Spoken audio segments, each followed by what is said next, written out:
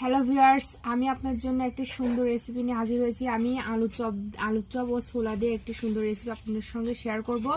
তার জন্য আমি বাড়িতে আলুর চপ বানিয়ে রেখেছি। এটা আমি এখন কেটে নেব মাঝখান দিয়ে চাকু দিয়ে। দেখুন আমি কেটে নিয়েছি। আমি বাকিগুলো এমনভাবে কেটে নেব। দেখুন আমার সবগুলো কাটা হয়ে গেছে, আমি এমনভাবে কেটে নিয়েছি। এর ভিতরে আমি এবার ছোলা দিয়ে দেব। ছোলা রান্না করে রেখেছিলাম।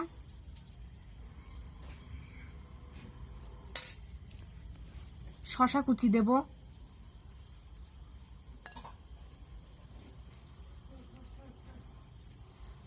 শুকনা মরিচ গুঁড়ো করে রেখেছিলাম ভেজে, এটা দিয়ে দেব।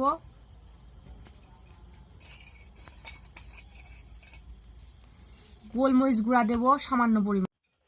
বিট লবণ দেব সামান্য পরিমাণ। এবার এর মধ্যে লেবু হালকা করে চিপে দেব অল্প পরিমাণ।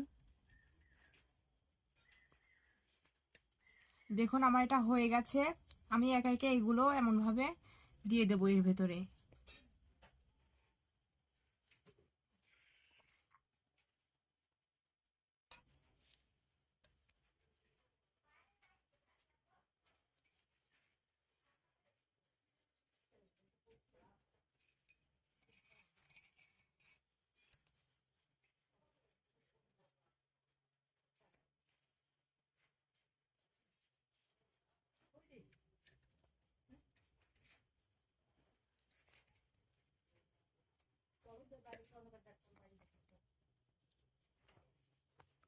দেখতে পাচ্ছেন আমার আলুর চপটা রেডি হয়ে গেছে। আলুর চপ ও ছোলা দিয়ে এই রেসিপিটা আপনাদের ভালো লাগে লাইক কমেন্ট অ্যান্ড শেয়ার করবেন।